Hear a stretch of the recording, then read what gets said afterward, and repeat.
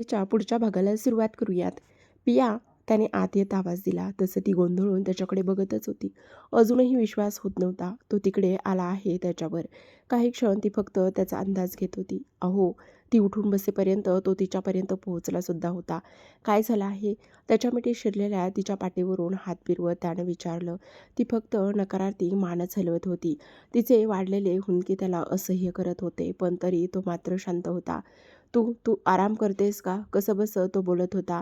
वानरसेन असताना तिला इतकं हट होणं शक्य नव्हतं आणि जर ते झालं असतं तर ते का याचा अंदाज त्याला आला होता. पण नक्की काय झालं तेच कळत नव्हतं. अहो, आपण लग्नात जायला नको ना? आपण आपलं बाळ गमावलं आहे. असं असताना आपण तिकडे जायला नको ना? ती हुंदके देतच बोलली. तसं त्याने डोळे बंद करून घेतले. रागातच हाताच्या मुठी आवळल्या गेल्या होत्या, पण तरीही बंद डोळ्यातून अश्रूंचा थेंब बाहेर आला होताच. बाहेर काय चालू आहे यावर लक्ष ठेवून बसलेला प्रथमेश त्याला असं अचानक आलेलं बघून त्याच्या पाठोपाठ त्याच्या रूमपर्यंत आला होता. बाहेर थांबलेल्या प्रथमेशने ते ऐकून तिकडेच खाली मान घालून उभा राहिला होता. त्याच्या हाताच्या मुठी आवळल्या होत्या तर डोळे मात्र रागाने लालबुंद झाले होते. शांत हो. तसं काही नाहीये. तो तिला मिठीत घेऊन समजावत होता. आपण लगेच इतकं नॉर्मल होणं अपेक्षित नाही ना. कुणाल मला त्रास होतोय हो. माझं बाळ, आपलं बाळ किती वर्ष वाट पाहिली आहे त्याची. ते असं अचानक गेलं तरी मी मी आनंदी कशी हो? लग्नात कशी जाऊ? ती रडतच बोलत होती. तो काही न बोलता तिला ऐकून घेत होता फक्त आणि शांत करत होता. त्यांचं बोलणं ऐकत असलेला प्रथमेश मात्र रागाने थरथरत होता. कुणाल, माझ्यासोबत असं का झालं असेल? आता मी पुन्हा पुन्हा आई होईल ना? इतके दिवस न विचारलेला प्रश्न तिने विचारला तसं तोही एका क्षणासाठी थरारला होता. त्याचं तिकडे येणं किती गरजेचं होतं याची त्याला आत्ता जाणीव झाली होती आणि सोबतच ती माहेरी जाणार नाही हा निर्णय पक्का होत होता. कुणाल, बोला ना, मी आई होईल ना? तिने रडतच त्याची कॉलर पकडून विचारलं. तसं तो मात्र हतबल झाला होता आणि फक्त तिच्याकडे बघतच होता. तिचे प्रश्न जितके तिला त्रास देत होते तितकेच त्याला सुद्धा मनातून पोखरत होते. बाळाची बातमी ऐकल्यानंतर तिच्या इतकाच किंबहुना तिच्यापेक्षा जास्त तो खुश होता. तिला त्रास होऊ नये म्हणून तो त्याला जमेल तितकी तिची काळजी घेऊ लागला होता. ती नाराज होऊ नये म्हणून तिची प्रत्येक इच्छा पूर्ण करत होता. तिचाच हट्ट असायचा बाहेर खाण्याचा, तो सुद्धा त्याने मनाविरुद्ध जाऊन पूर्ण केला होता. आणि त्याचाच परिणाम म्हणजे आज त्यांचं बाळ या जगात नव्हतं. बोला ना, त्याला शांत बसलेले बघून ती पुन्हा पुन्हा विचारू लागली होती. आपल्याला बाळ होणार आहे समजलं, तू शांत झोप आता. तिच्या हातून कॉलर सोडवत त्याने सांगितलं आणि तिला आपल्या मिठीत घट्ट पकडलं. नक्की ना? त्याच्या गालावर हात ठेवूनच ती विचारत होती. पुन्हा पुन्हा विचारत होती आणि तो पुन्हा पुन्हा तेच तेच सांगत होता. तिची अवस्था बघून तो पूर्ण तुटला होता. तरीही तिच्या डोक्यावर थोपटत तिला शांत करून झोपत होता. आपण लग्नाला नाही जायचे. आपण इथेच थांबलं ना माझ्यासोबत? जड झालेल्या डोळ्यांनीच ती पुटपुटत होती आणि तो फक्त हुंकार देत तिला शांत झोपत होता. ती झोपली तरी तिला मिठीत घेऊन थोपटतच होता. दादा, आतून आवाज यायचं बंद झालं तसं प्रथमेश तिकडे आला. त्याला आलेलं बघून कुणालच्या कपाळावर आठ्या पडल्या होत्या, पण लगेच स्वतःला सावरत त्याने डोळे पुसले आणि नीट बसला. तुम्ही उद्या लग्नाला येणार नाही? थरथरत्या आवाजाने प्रथमेशने विचारलं. तसं कुणालने डोकं मागे टेकवत एक उसासा सोडला. प्रथमेशच्या बोलण्यावर मात्र तो निरुत्तर होता. तुम्ही नसाल तर हे लग्न होणार नाही. आता नाही तर कधीच नाही. इतके वर्ष तिची वाट पाहिली आहे, पुढेही पाहीन. जर तिला माझ्यासाठी थांबायचं नसेल तर ते सुद्धा मान्य, पण तुमच्याशिवाय लग्न नाही होणार. प्रथमेश कसंबसं बोलत होता. कुणालने मात्र डोळे उघडून त्याच्याकडे बघण्याचे सुद्धा कष्ट घेतले नव्हते. कुणालला तसं शांत बसलेलं बघून प्रथमेश काही न बोलता तिकडूनच निघून गेला होता. तो गेला तरी कुणाल तसा शांत बसला होता. काय वहिनीला काय? कोण काय बोललं? प्रथमेशने चिडूनच विचारलं. प्रथमेश, काय झालंय? स्नेहाने काळजीने विचारलं होतं. दी दी थांब गं 2 मिनिटं. काया प्लीज सांग, कोण बोललं आहे आणि काय बोललं आहे? कायाला उभं करत त्याने तिचे दोन्ही हात हातात घेतले होते. काय झालं आहे? दी दी काही बोलली का? कायाने काळजीने विचारलं आणि तिकडून निघून लागली. तसं त्याने तिला पटकन अडवलं होतं. आधी तुटल्या नव्हत्या तेवढ्या, आत्ता त्या तुटल्या आहेत. उद्या लग्नाला यायचं नाही असं बोलत होत्या. त्याने सांगितलं तसं ती डोळे मोठे करूनच बघू लागली होती. कोण काय बोललं सांग? हलवा हळवा झालेला तो पुन्हा गंभीर झाला होता. ती काही बोलत नव्हती, फक्त मान खाली घालूनच उभी होती. ही बोलल्या आहेत ना? काया वहिनी लग्नाला यायचं नाही असं बोलत होती. ती नसेल तर दादासुद्धा नसेल. त्यांच्याशिवाय आपण लग्न करायचं आहे. त्याने विचारलं तसं ती फक्त खाली मान घालूनच नकारार्थी मान हलवत होती. प्रथमेश, वेड्यासारखं वागू नकोस ना. उद्या लग्न होणारच आहे. ते दोघेही येतील बघ. तुम्ही तुम्ही एन्जॉय. तुम्ही जास्त विचार करू नका. तो तो येईल ना. स्नेहा कसंबसं बोलली होती. काया, जा तुझ्या रूममध्ये जाऊन आराम कर. प्रथमेश, तू सुद्धा. स्नेहाने आवाजात जरबानतच सांगितलं. जातोच आहे, पण त्याआधी काया, तुमच्यात काय बोलणं झालं ते सांग. प्रथमेश, जा म्हटलं ना. काया काही बोलणार त्याआधी स्नेहा ओरडली तसं तो तिकडून निघून गेला. तर काया गप्प तिकडेच बेडवरती बसलेली होती. दी, लग्नात इतके प्रॉब्लेम? तिला सावरायला पुढे आलेल्या स्नेहाला तिने पाणावलेल्या डोळ्यांनीच प्रश्न केला. तुम्हाला काय प्रॉब्लेम आहे? मला खरंच माहिती नाही. प्रथमेश थेट कविताताईंच्या रूममध्ये घुसला होता. त्याला असं अचानक आलेलं बघून कविताताई आणि दामोदरराव गोंधळून त्याच्याकडे बघतच होते. त्यांना तर काय बोलावं आणि ह्याच्या प्रश्नावर काय उत्तर द्यावं हे सुद्धा कळत नव्हतं. तुम्ही कशाबद्दल बोलताय? दामोदररावांनी समजुतीच्या सुरात विचारलं. तुम्हाला खरंच माहिती नाही का? असो, तुमच्यात काय बोलणं झालं माहिती नाही. मला ते जाणून घ्यायचं सुद्धा नाही. फक्त एकच सांगतोय, कायमच लक्षात ठेवा. वहिनी दुःखातून सावरते. त्यांना किती दुःख आहे आणि किती नाही हे त्यांनी किंवा आम्ही कोणाला दाखवण्याची गरज नाही. जर आम्ही आमचं ते दुःख विसरून पुढे जातोय, आनंदी आहोत, तर तुम्ही किंवा अजून कोणी आम्हाला टोकायचं नाही. खास करून तुम्हाला सांगतोय. त्या आनंदी आहेत तर त्यांच्या आनंदामध्ये सामील व्हायचं सोडून त्यांना पुन्हा तुम्ही दुःखात का बरं टाकताय? तुम्हाला तर उलट आनंदी व्हायला हवं. त्या सर्व विसरून पुढे गेल्या आहेत त्याचा. पण तुम्हाला ते जमतच नाही म्हणून सांगतोय. त्यांच्या आनंदात सामील व्हा. दुःखाचं कारण बनू नका. दादा बोलला आहे म्हणजे उद्या लग्न होणारच. त्याचा शब्द मी मोडू शकत नाही. पण जर उद्या तो आणि वहिनी लग्नाला आले नाही तर तुम्ही इथे असून सुद्धा लग्नाला येऊ शकणार नाही. इतकं मात्र तुम्ही लक्षात ठेवायचं. बापरे! लग्न झाल्यावर काया आणि वहिनी तिकडे येणार होते. पण आता फक्त काया तिकडे येईल ते सुद्धा तिची इच्छा असेल तर. कारण ती फॉर्मॅलिटी असते. बाकी वहिनी तिकडे येणार नाहीत. आम्ही त्यांना तिकडे पाठवणारच नाही. तो एकटाच बोलत होता. अजून एक, तुमच्यामुळे आज त्या दोघांना त्रास झाला आहे. मला नाही वाटत ते दोघेही आज त्यांच्या रूममधून बाहेर पडतील. त्यामुळे तुम्ही सुद्धा नका पडू. जसं इतका वेळ तयारी फक्त आम्हीच करत होतो तसंच आमची हळदसुद्धा आम्ही लावून घेऊ, त्याने सांगितलं आणि तो तडक तिथून निघून सुद्धा गेला. उगाच बाहेर आलात तर तुम्हालाच त्रास होईल. त्यामुळे तुम्ही नाही आलात तर ते तुमच्यासाठी चांगलं राहील. प्रथमेश बाहेर पडला तसं कार्तिक लगेच आत आणि सांगून गेला सुद्धा. ते दोघे काही न बोलता फक्त एकमेकांना पाहतच बसले होते. त्यांना तर कळत नव्हतं नेमकं काय चाललंय ते. तर आता दुसऱ्या बाजूला पाहूयात. इकडे कस्तू कविताताईची आर्त हाक आली तसं विचारात हरवलेल्या कुणालची तंद्री तुटली. ने एकदा निर्विकार नजरेने दरवाजात उभ्या राहिलेल्या कविताताईकडे बघितलं. त्यांचे लाल झालेले डोळे बघून कविताताईसुद्धा एका क्षणासाठी हादरल्या होत्या. त्यापुढे काही बोलणार त्याआधीच त्याने त्यांच्याकडे दुर्लक्ष करून समोर बघत डोळे बंद करून घेतले. सॉरी काकी, वहिनी आराम करतायत. तुम्ही तुमच्या रूममध्ये थांबताय का? ते काया वहिनीची हळद आहे ना?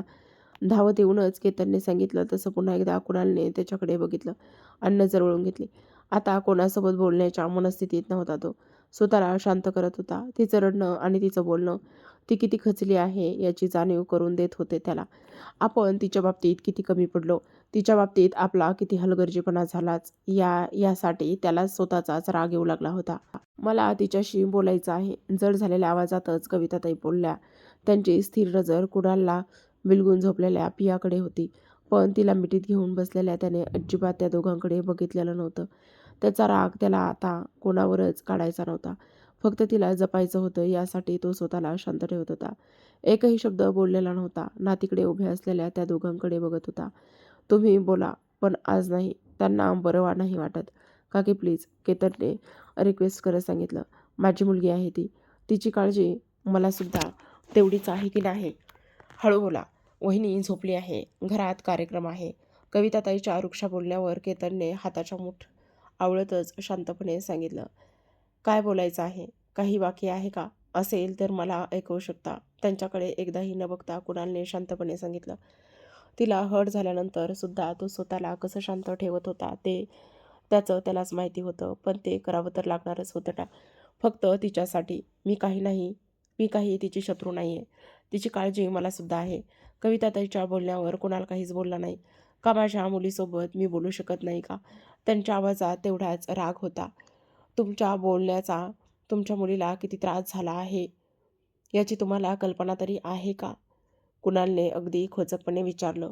तो स्वतःला शांत ठेवत होता, पण मग कविताताईचं बोलणं ऐकून पुन्हा त्यालाच स्वतःला शांत ठेवणं जमत नव्हतं. राग आवरतच तो जमेल तेवढ्या शांतपणे त्यांच्याशी बोलण्याचा प्रयत्न करत होता.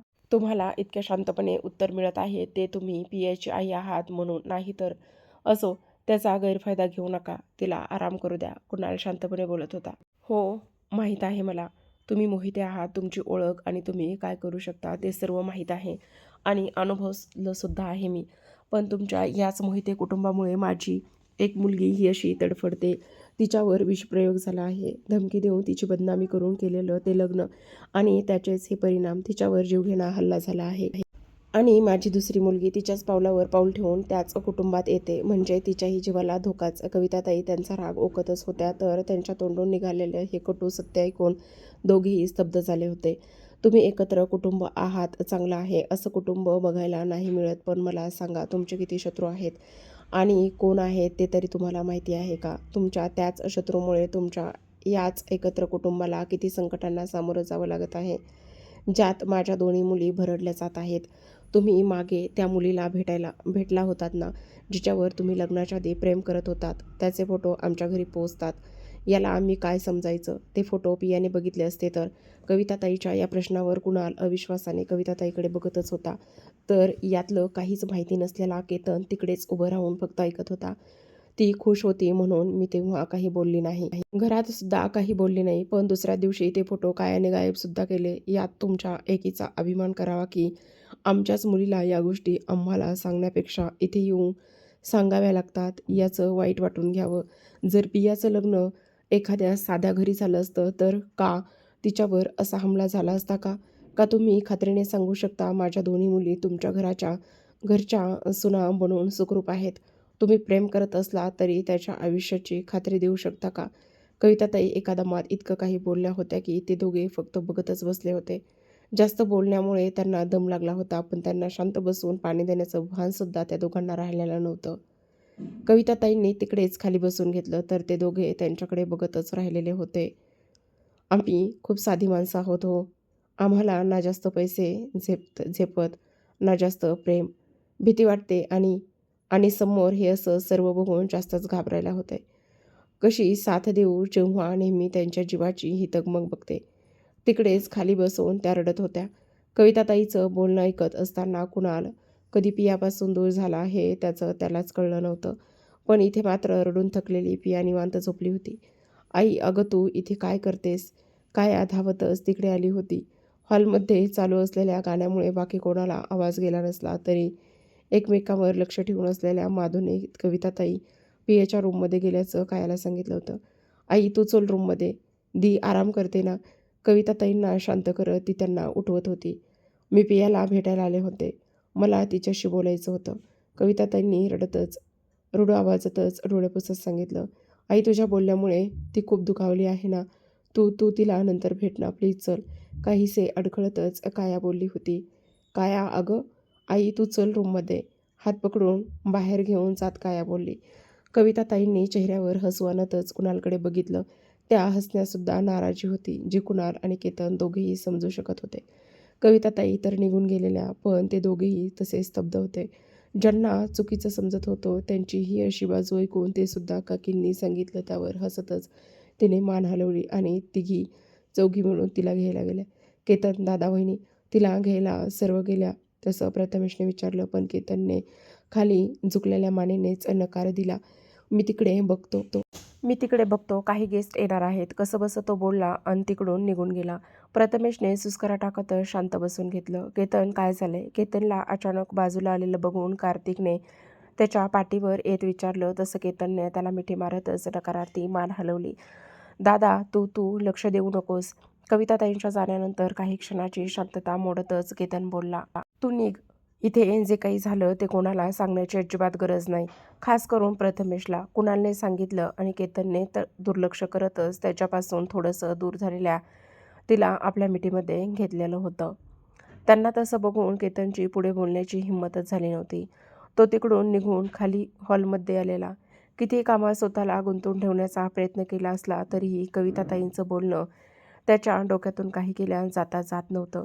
मोहिते असण्याचा अभिमान बाळगावा की काय चुकीचं बोलत होत्या कविताताई? कविता काकी, इतकं मोठं नाव असून सुद्धा कुणाल दादाच्या लग्नाला आम्ही हजर राहू शकलो नाही. अगदी अचानक झालं. आणि आता प्रथमेश दादाचं लग्न होतंय, पण ते मनापासून कोणीच एन्जॉय करू शकत नाही, करतही नाही. पिया वहिनीसोबत जे काही झालं ते मोहिते म्हणूनच. इतकं सर्व होऊन सुद्धा इतक्या दुःखात आम्हाला हे लग्न करावं लागतंय. ते सुद्धा कदाचित तेच विचार आणि तेच शब्द इतकंच त्यांचं सुरू होतं, जे ठरवून सुद्धा कोणाला सांगायला जमत नव्हतं. कार्तिकच्या विचारण्यावर स्वतःला मोकळं करत काहीतरी मनातच ठरवत होता.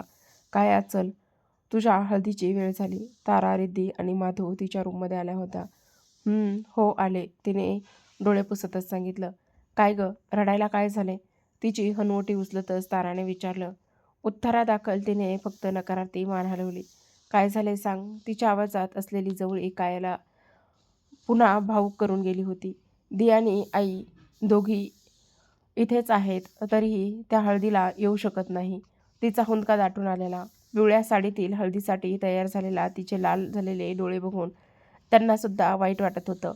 पण तिच्या पाठीवरून हात फिरवून तिला शांत करण्यापलीकडे आता त्या सुद्धा काहीच करू शकत नव्हत्या. तर प्रेक्षकांनो, कथा एन्जॉय करा. भेटूयात नेक्स्ट पार्टमध्ये.